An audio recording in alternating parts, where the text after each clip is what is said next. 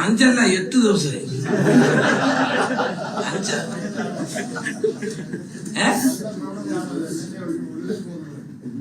MLA ഒരിക്കലുമല്ല.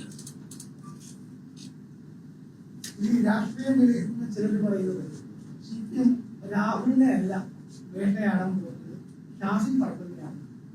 അങ്ങനെ ഷാഫി എന്ത് തെറ്റിയിട്ട് രാഹുലിൽ ചാരി ഷാഫിയിലേക്കാണ് അവരുടെ ടാർഗറ്റ് എന്നാണ് പല രാഷ്ട്രീയക്കാരും പറയുന്നത്. നമ്മളോട് സംസാരിക്കുന്നത് എന്നോടാരോ പറഞ്ഞത് എനിക്കറിയില്ല.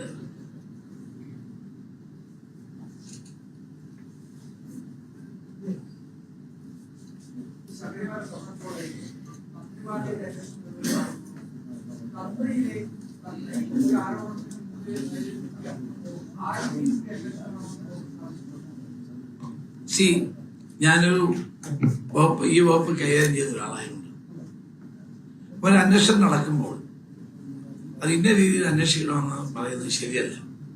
ഞാൻ അതുകൊണ്ടാണല്ലോ എന്റെ സംശയങ്ങൾ, എനിക്ക് കിട്ടിയ ഇൻഫർമേഷൻസ് ഞാൻ ആ അന്വേഷണ സംഘത്തിന് കൊടുക്കുക. ശരിയാണോ തെറ്റാണോ എന്ന് അവർ കണ്ടെത്തട്ടെ. അല്ലാതെ നമ്മൾ ഇന്നാളെ അറസ്റ്റ് ചെയ്യണം അല്ലെ ഇന്നാളെ എന്ത് ചെയ്യണമെന്ന് നമ്മൾ പറയുന്നത്, എന്നെ പോലൊരാൾ പറയുന്നത് ശരിയല്ല.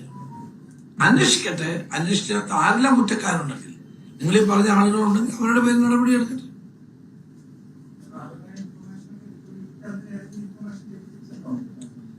ഏത് കാര്യത്തില?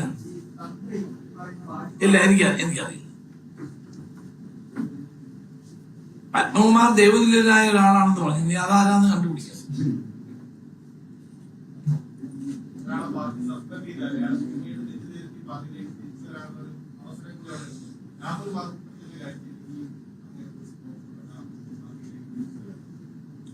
അല്ല, അത് പാർട്ടി ഒരാളെ സസ്പെൻഡ് ചെയ്താൽ എടുക്കുന്ന നടപടിക്രമമാണ്. അപ്പൊ അയാളുടെ പ്രവർത്തനങ്ങൾ പിന്നീട് വിലയിരുത്തും.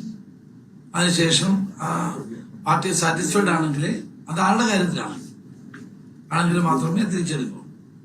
അതിന് ചില പ്രൊസീജിയറുണ്ട് പാർട്ടി. ഒരു MLA സസ്പെൻഡ് ചെയ്യാൻ KPCCക്ക് അറിയത്തില്ല.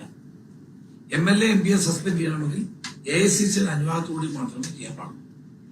അല്ലെങ്കിൽ നമ്മൾ ചെയ്തിട്ട് AICC റാറ്റിഫിക്കേഷൻ വേണം. 2 തരത്തിൽ ചെയ്യാം. ഇപ്പൊ നമ്മൾ ഒരാളെ പെട്ടെന്ന് ഒരു MLA സസ്പെൻഡ് ചെയ്യും, പക്ഷെ പിന്നീട് അത് AICC റാറ്റിഫൈ ചെയ്യണം. പിന്നീട് അയാളെ തിരിച്ചെടുക്കണമെന്നുണ്ടെങ്കിൽ അയാളുടെ അപേക്ഷ മൂലം വന്നാൽ പാർട്ടി അതിനായിട്ട് അച്ചടക്ക സമിതിയുണ്ട്.